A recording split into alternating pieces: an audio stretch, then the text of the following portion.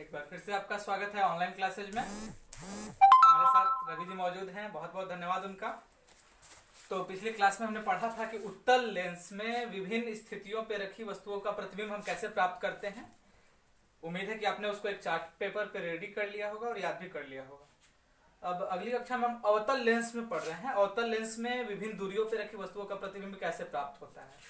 तो ये हमने एक अवतल लेंस लिया है और वस्तु को हम प्रकाशीय केंद्र और अनंत के बीच में कहीं भी रखते हैं।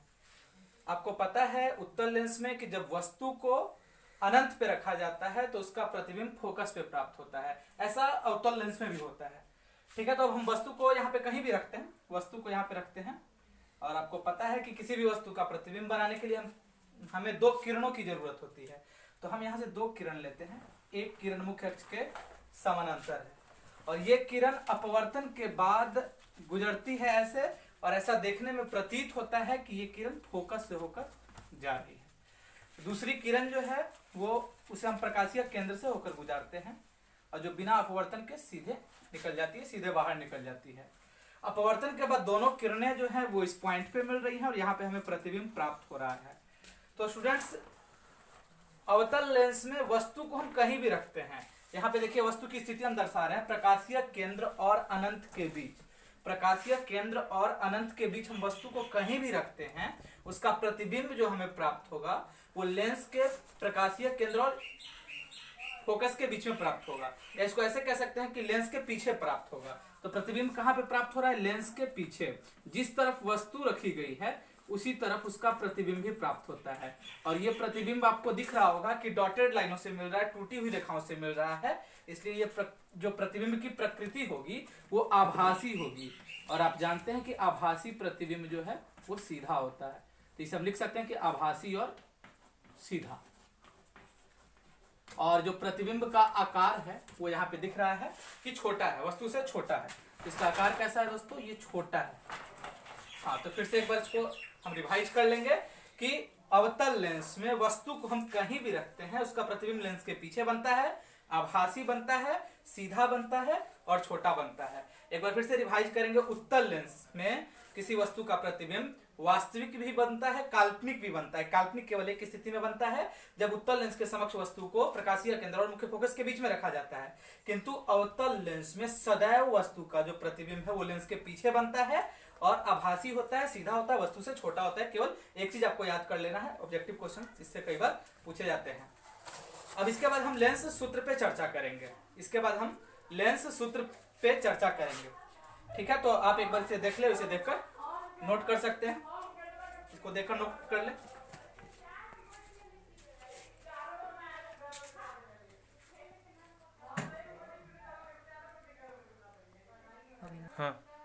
हाँ, तो स्टूडेंट्स, हमने उत्तल लेंस और अवतल लेंस में विभिन्न स्थितियों पर रखी वस्तुओं का प्रतिबिंब प्राप्त करना सीख लिया है। अब हम पहले लेंस सूत्र पढ़ने से पहले चिन्ह परिपाटी समझेंगे कि जो चिन्ह होते हैं, जो न्यूमेरिकल बनाते हैं, हम आंकिक प्रश्न जो सॉल्व करते हैं, उसके लिए चिन्ह का पता, हमें चिन्ह का ज्ञान रहना जरूरी है। तो चिन्ह परिपाटी कैसे, इसके पहले आप दर्पण में पढ़े हुए थे। तो चिन्ह परिपाटी के कुछ जो बेसिक रूल है वो हम बताते हैं आपको कि किसी भी लेंस में जो दूरियां हैं वो प्रकाशीय केंद्र से मापी जाती है। ये देखेंगे आप, यहाँ पे O है, ऑप्टिकल सेंटर प्रकाशीय केंद्र। और जो भी दूरियां हैं, मान लिया जाए यहाँ पे हम एक वस्तु को रखते हैं जिसका प्रतिबिंब यहाँ पे प्राप्त होता है। ये देखें, आप ध्यान देंगे, ये वस्तु यहाँ पे रखा गया है, यहाँ पे उसका प्रतिबिंब प्राप्त हो रहा है। तो ये प्रकाशीय केंद्र से वस्तु के बीच की दूरी को हम U कहते हैं। ये डिनोट कर देते हैं हम, ये वस्तु है और ये इसका प्रतिबिंब प्राप्त हो रहा है, प्रतिबिंब। इन चीजों से आप परिचित हैं कि वस्तु दूरी को हम U के द्वारा डिनोट करते हैं, U के द्वारा दिखाते हैं। तो प्रकाशीय केंद्र से वस्तु के बीच के दूरी को हम U से डिनोट करते हैं और प्रकाशीय केंद्र से प्रतिबिंब के बीच के दूरी को हम V कहते हैं और इसे प्रतिबिंब दूरी कहते हैं। ये वस्तु दूरी U और प्रतिबिंब दूरी V।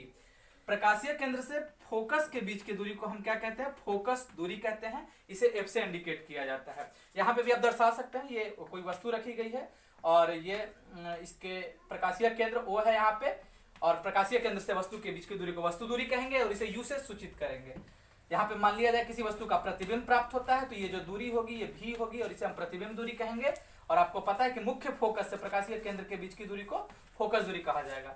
तो अब हम चिन्ह परिपाटी कैसे लेते हैं तो सर्वप्रथम हम ये जानेंगे कि जो भी दूरियां हैं वो प्रकाशीय केंद्र से मापी जाती हैं और प्रकाशीय केंद्र से मापी जाती है। उसके बाद चिन्ह में क्या है कि आपतित प्रकाश के दिशा में मापी गई दूरियां धनात्मक होती है। ये देखेंगे वस्तु यहाँ पे रखी गई है, प्रकाश की किरणें निकल के इस ओर जाएंगी, तो इस ओर की जो दूरियां हैं वो प्लस में रहेंगी, धनात्मक रहेंगी, और इस ओर की जो दूरियां हैं वो क्या होंगी, ऋणात्मक होंगी। एक ट्रिक आपको बताते हैं कि वस्तु दूरी हमेशा ऋणात्मक होती है।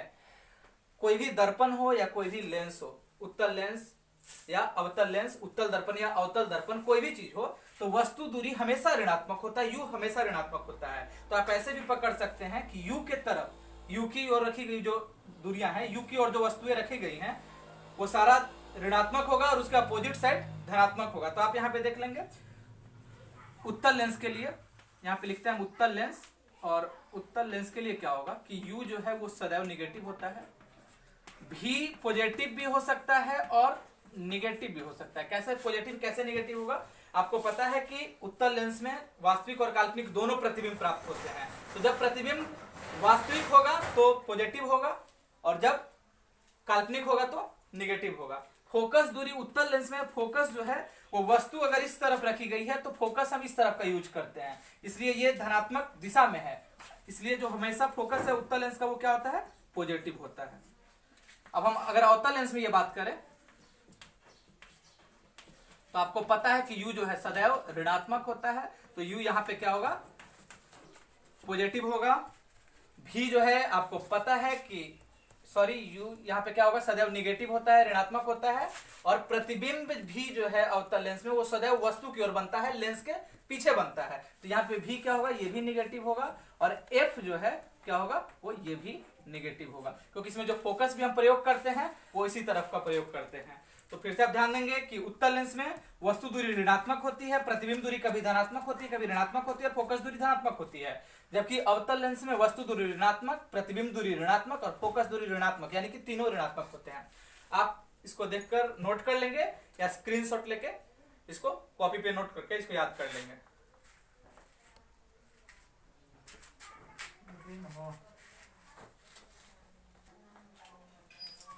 हाँ, तो चिन्ह परिपाटी समझने के बाद हम लेंस सूत्र पे बात करते हैं, क्योंकि न्यूमेरिकल सॉल्व करने के लिए लेंस सूत्र का जानना बहुत जरूरी होता है। कई बार इससे प्रश्न पूछे जाते हैं, ऑब्जेक्टिव में भी कई बार लेंस सूत्र पूछा गया है, और लॉन्ग क्वेश्चंस में भी न्यूमेरिकल में एक 5 नंबर का न्यूमेरिकल जो फिजिक्स में आता है, 6 नंबर का लॉन्ग क्वेश्चंस, उसमें कई बार न्यूमेरिकल भी पूछ दिए जाते हैं। तो ये जानना बहुत जरूरी है, ध्यान से आप समझेंगे, बहुत आसान सूत्र है। इसके पहले आप दर्पण सूत्र पढ़ चुके हैं। क्या होता था दर्पण सूत्र, 1/v + 1/u = 1/f।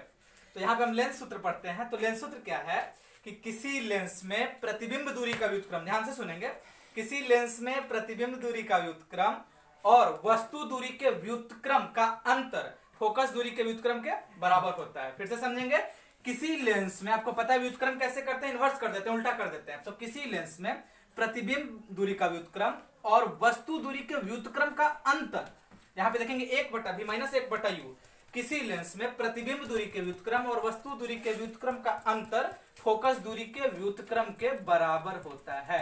ये है लेंस सूत्र, 1/v - 1/u = 1/f। यहां पे क्या है, जहां भी क्या है, भी है प्रतिबिंब दूरी, पता है आपको, प्रतिबिंब दूरी, इमेज डिस्टेंस, प्रतिबिंब दूरी, और u क्या है, वस्तु दूरी, वस्तु दूरी, और f क्या है, फोकस दूरी,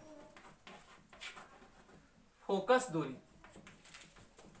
फिर से एक बार सुनकर याद कर लेंगे कि किसी लेंस में प्रतिबिंब दूरी के व्युत्क्रम और वस्तु दूरी के व्युत्क्रम का अंतर फोकस दूरी के व्युत्क्रम के बराबर होता है। आप इसे स्क्रीनशॉट लेकर सेव कर लेंगे और इस फॉर्मूला को याद कर लेंगे। इसके बाद हम न्यूमेरिकल पे चर्चा करने वाले हैं। क्या शुरू होगा बेटा? तो लेंस सूत्र के जानने के बाद एक बार फिर से हम चर्चा करते हैं आवर्धन पे। आवर्धन से आप परिचित है, आपको आवर्धन की परिभाषा याद होगी दर्पण में, कि किसी दर्पण में प्रतिबिंब की ऊंचाई और वस्तु की ऊंचाई के अनुपात को आवर्धन कहते हैं। तो लेंस में भी वही परिभाषा है, कुछ भी चेंज नहीं हो रहा है, कि किसी लेंस में प्रतिबिंब की ऊंचाई और वस्तु की ऊंचाई के अनुपात को क्या कहते हैं, आवर्धन कहते हैं। इसे m से सूचित किया जाता है। तो m = h' h, जहां h' जो है वो प्रतिबिंब की ऊंचाई है और h जो है वो वस्तु की ऊंचाई है, h डैश बटा h। और साथ ही इस फॉर्मूला में एक होता है v बटा u। आपको पता है दर्पण सूत्र में भी हमने पढ़ा था कि m बराबर h डैश बटा h is equal to minus v बटा u, जहां पे v वस्तु दूरी, v प्रतिबिंब दूरी और u वस्तु दूरी। तो यहाँ पे आप लेंस में आवर्धन का फॉर्मूला याद कर लेंगे जो आपको न्यूमेरिकल बनाने में हेल्प करेगा। m बराबर h डैश बटा h is equal to v बटा u। जहां फिर से समझ लेंगे m आवर्धन है, h डैश जो है वो प्रतिबिंब की ऊंचाई है, h वस्तु की ऊंचाई है, v जो है प्रतिबिंब दूरी है और u जो है वो वस्तु दूरी है। आप स्क्रीनशॉट लेकर इसको भी सेव कर ले, इस फॉर्मूला को याद कर ले।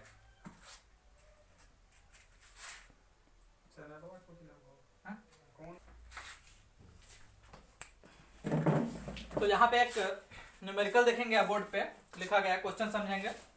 एक उत्तल लेंस की फोकस दूरी 10 सेंटीमीटर है और इसके समक्ष 15 सेंटीमीटर की दूरी पर एक वस्तु रखी जाती है, तो प्रतिबिंब की स्थिति बताएं। क्वेश्चन फिर से देखेंगे। एक उत्तल लेंस की फोकस दूरी 10 सेंटीमीटर है और इसके समक्ष 15 सेंटीमीटर की दूरी पर एक वस्तु रखी जाती है, तो प्रतिबिंब की स्थिति बताएं। देखेंगे तो उत्तल लेंस है सबसे पहले, तो फोकस दूरी, तो आपको पता है कि उत्तल लेंस की फोकस दूरी क्या होती है, ऋणात्मक होती है। तो f बराबर क्या लिखेंगे हम, सॉरी उत्तल लेंस की फोकस दूरी क्या होती है, धनात्मक होती है। तो f बराबर क्या लिखेंगे, 10 सेंटीमीटर। ठीक है। अब इसके बाद देखेंगे इसके समक्ष 15 सेंटीमीटर की दूरी पर वस्तु रखी जाती है, तो u वस्तु दूरी को u से सूचित करते हैं और u बराबर क्या होगा, -15 सेंटीमीटर।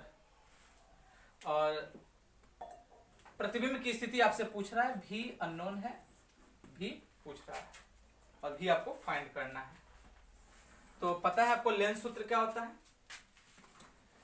क्या लिखेंगे हम लेंस सूत्र से, अभी जस्ट आपको लेंस सूत्र बताया गया था। लेंस सूत्र क्या होता है, 1 बटा v माइनस 1 बटा u इज इक्वल टू 1 बटा f। अब यहां से हमको v का मान निकालना, तो हम ऐसा कर सकते हैं 1 बटा v इज इक्वल टू 1 बटा f प्लस 1 बटा u। ठीक है। अब इस क्वेश्चन को मिटा देते हैं। क्वेश्चन आपने देख लिया होगा, नहीं देखा होगा तो स्क्रीनशॉट लेके आप उसको रख लेंगे। ठीक है। अब इसके बाद देखते हैं सूत्र है 1 बटा v इज इक्वल टू 1 बटा f। ये 1 बटा u यहाँ पे माइनस में था, इधर आता है तो प्लस में हो जाता है, तो 1 बटा f प्लस 1 बटा u। अब 1 by v is equal to, अब मान हम यहाँ पे रखते हैं, आपको पता है f का मान दिया हुआ है 10 सेंटीमीटर, 1 बाई 10 और u का मान जो दिया हुआ है कितना दिया हुआ है, -15 सेंटीमीटर। तो 1 बटा v इज इक्वल टू 15-10 का एलसीएम जो होगा कितना हो जाएगा,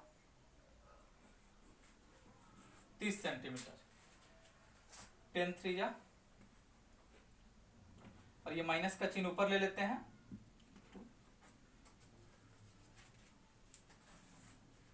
यानी कि 1 बटा v is equal to 1 by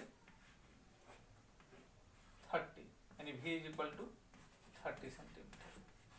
तो यहाँ पे क्या है कि प्रतिबिंब जो बनेगा कहाँ बनेगा, वो लेंस के सामने 30 सेंटीमीटर की दूरी पे बनेगा। आप यहाँ पे आंसर लिख सकते हैं कि प्रतिबिंब जो बनेगा वो 30 सेंटीमीटर सामने, लेंस के 30 सेंटीमीटर सामने बनेगा। प्रतिबिंब कैसा होगा, तो ये देखिए प्रतिबिंब धनात्मक बन रहा है, वस्तु के दूसरी तरफ बन रहा है, तो ये प्रतिबिंब वास्तविक होगा। और वास्तविक प्रतिबिंब उल्टा है। कई प्रकृति भी पूछ देता है कि प्रतिबिंब की प्रकृति और स्थिति बताए, तो प्रतिबिंब जो है वो लेंस के सामने 30 सेंटीमीटर की दूरी पे बनेगा और इसकी प्रकृति कैसी होगी, वास्तविक और उल्टा।